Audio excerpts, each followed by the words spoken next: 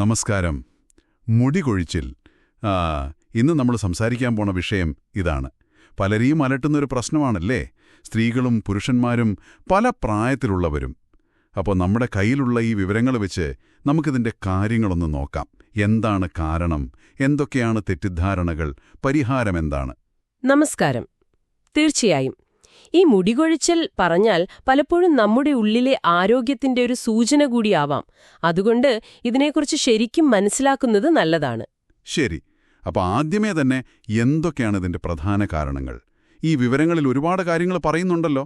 ഉണ്ടുണ്ട്, പല കാരണങ്ങളുണ്ട്.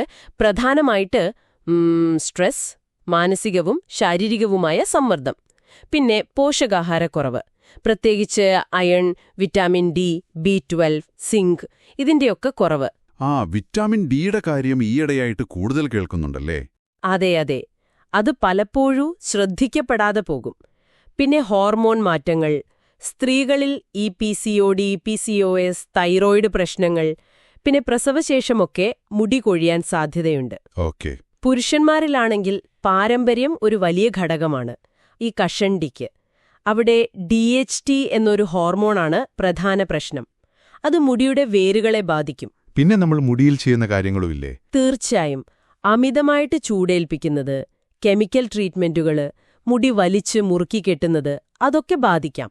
ചില അസുഖങ്ങൾ, തൈറോയിഡ് പ്രശ്നം നേരത്തെ പറഞ്ഞല്ലോ, അതുപോലെ അലോപീഷ്യ ഏരിയേറ്റ പോലുള്ള ഓട്ടോ ഇമ്മ്യൂൺ രോഗങ്ങൾ, ഇതിൽ പല കാരണങ്ങളും ഒരുമിച്ചും വരാമെന്നുള്ളതാണ് ശ്രദ്ധിക്കേണ്ടത്. ശരി.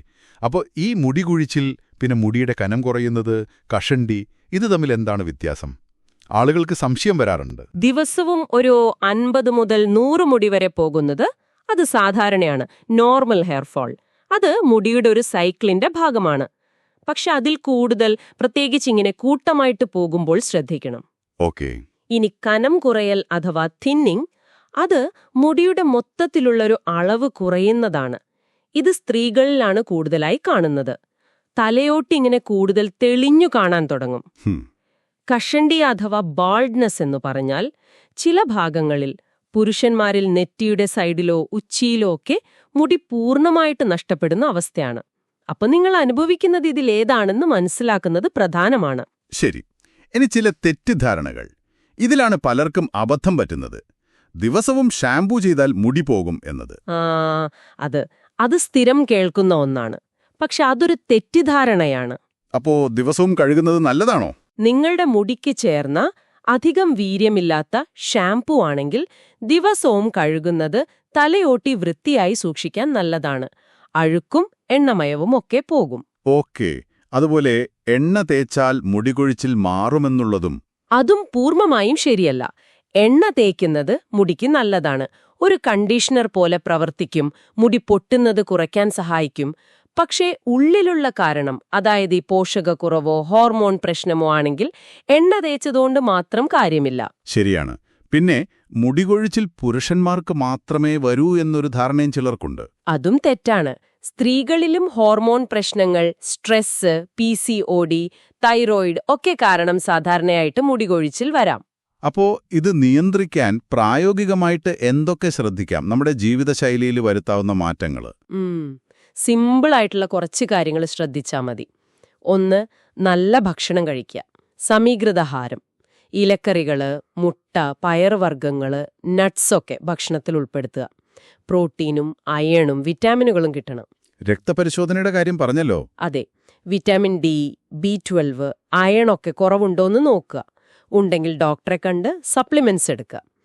പിന്നെ മുടിയിൽ അമിതമായി ചൂടേൽപ്പിക്കുന്നതും കെമിക്കൽ ട്രീറ്റ്മെന്റ്സും ഒഴിവാക്കുക. മുടി വലിച്ചു മുറുക്കി കെട്ടാതിരിക്കുക. സ്ട്രെസ് എങ്ങനെ നിയന്ത്രിക്കും? അത് പ്രധാനമാണ്. യോഗ, ധ്യാനം, വ്യായാമം, ആവശ്യത്തിന് ഉറങ്ങുക, ഇതൊക്കെ സ്ട്രെസ് കുറയ്ക്കാൻ സഹായിക്കും. ഈ ജീവിതശൈലി മാറ്റങ്ങൾ മുടിക്ക് മാത്രമല്ല, മൊത്തത്തിലുള്ള ആരോഗ്യത്തിനും നല്ലതാണ്. ഓക്കെ. ഇനി ചികിത്സയുടെ കാര്യം. ഈ മിനോക്സിഡിൽ, PRP എന്നൊക്കെ കേൾക്കുന്നുണ്ട്. അതെന്താണ്? അതെ, കാരണത്തിനനുസരിച്ച് പലതരം ചികിത്സകളുണ്ട്. മിനോക്സിഡിൽ എന്ന് പറയുന്നത് ഒരു ലോഷൻ അല്ലെങ്കിൽ സ്പ്രേ ആണ്. ഇത് ചിലതരം കഷണ്ടിക്ക്, മുടി വളർച്ചയെ ഉത്തേജിപ്പിക്കാൻ സഹായിക്കും. പക്ഷേ സ്ഥിരമായി ഉപയോഗിക്കണം. നിർത്തിയാല് പഴയ പോലെ ആകാം. ഓ, അങ്ങനെയാണോ? PRP അതായത് പ്ലേറ്റ്ലെറ്റ് റിച്ച് പ്ലാസ്മ തെറാപ്പി. അതില് നമ്മുടെ സ്വയം രക്തമെടുത്ത് അതിലെ വളർച്ചാ ഘടകങ്ങൾ വേർതിരിച്ച് തലയോട്ടിയില് ഇഞ്ചെക്ട് ചെയ്യുകയാണ്. ഇത് മുടി വളർച്ചയെ സഹായിക്കും, പ്രത്യേകിച്ച് തുടക്കത്തില്. പിന്നെ ലേസർ തെറാപ്പി, ഹെയർ ട്രാൻസ്പ്ലാന്റ് ഒക്കെയുണ്ട്. അത് കൂടുതൽ മുടി നഷ്ടപ്പെട്ട അവസ്ഥയിലാണ് സാധാരണ പരിഗണിക്കാറ്. പക്ഷേ ഏറ്റവും പ്രധാനപ്പെട്ട കാര്യം സ്വയം ചികിത്സിക്കരുത്. ഒരു ഡോക്ടറെ കണ്ട് ശരിയായ കാരണം മനസ്സിലാക്കി അവരുടെ നിർദ്ദേശപ്രകാരം മാത്രം ചികിത്സയെടുക്കുക. അതെ, അത് വളരെ പ്രധാനമാണ്. എപ്പോഴാണ് ഒരാൾ എന്തായാലും ഒരു ഡോക്ടറെ കാണണമെന്ന് പറയാൻ പറ്റുക? എന്ത് കണ്ടാലാണ് സീരിയസായി എടുക്കേണ്ടത്? സാധാരണയിൽ കൂടുതൽ മുടി പോകുന്നുണ്ടെങ്കിൽ, അതായത് നമ്മൾ കുളിക്കുമ്പോഴോ തലച്ചീകുമ്പോഴൊക്കെ കൈ നിറയെ മുടി വരുന്നുണ്ടെങ്കിൽ, അല്ലെങ്കിൽ തലയിൽ അവിടെ ഇവിടെയായിട്ട് മുടിയില്ലാത്ത പാടുകൾ, ബോൾഡ് പാച്ചസ് കാണുന്നുണ്ടെങ്കിൽ, ശരി, പിന്നെ തലയോട്ടിയിൽ വല്ലാത്ത ചൊറിച്ചിൽ, ചുവപ്പ്, മാറാത്ത താരൻ, അങ്ങനെ എന്തെങ്കിലും ഉണ്ടെങ്കിൽ, അതുപോലെ ഈ മുടികൊഴിച്ചിൽ കാരണം നിങ്ങൾക്ക് വല്ലാത്ത വിഷമമോ ആത്മവിശ്വാസക്കുറവോ തോന്നുന്നുണ്ടെങ്കിലും തീർച്ചയായും ഒരു ഡോക്ടറെ കാണണം. എത്രയും നേരത്തെ കാരണം കണ്ടെത്തുന്നോ അത്രയും ചികിത്സ എളുപ്പമാകും, ഫലപ്രദമാകും. വളരെ പ്രധാനപ്പെട്ട കാര്യങ്ങളാണ് നമ്മൾ സംസാരിച്ചത്. മുടിയുടെ ആരോഗ്യം നമ്മുടെ ഉള്ളിലെ ആരോഗ്യവുമായിട്ട് എത്ര ബന്ധപ്പെട്ടിരിക്കുന്നു എന്ന് മനസ്സിലായി. അപ്പോൾ ഈ വിവരങ്ങൾ നിങ്ങൾക്ക് എങ്ങനെ പ്രയോജനപ്പെടുത്താമെന്ന് ഒന്ന് ആലോചിച്ച് നോക്കൂ. നിങ്ങളുടെ മുടി അതിന്റെ ഇപ്പോഴത്തെ അവസ്ഥയിലൂടെ നിങ്ങളുടെ ശരീരത്തിലെ മാറ്റങ്ങളെക്കുറിച്ചോ അല്ലെങ്കിൽ എന്തെങ്കിലും ആവശ്യങ്ങളെക്കുറിച്ചോ നിങ്ങളോട് സംസാരിക്കാൻ ശ്രമിക്കുന്നുണ്ടാകുമോ? അങ്ങനെ ചിന്തിക്കുന്നത് ഒരുപക്ഷെ അതിന് കൂടുതൽ ശ്രദ്ധ കൊടുക്കാൻ നിങ്ങളെ സഹായിച്ചേക്കാം. നമസ്കാരം. നമസ്കാരം.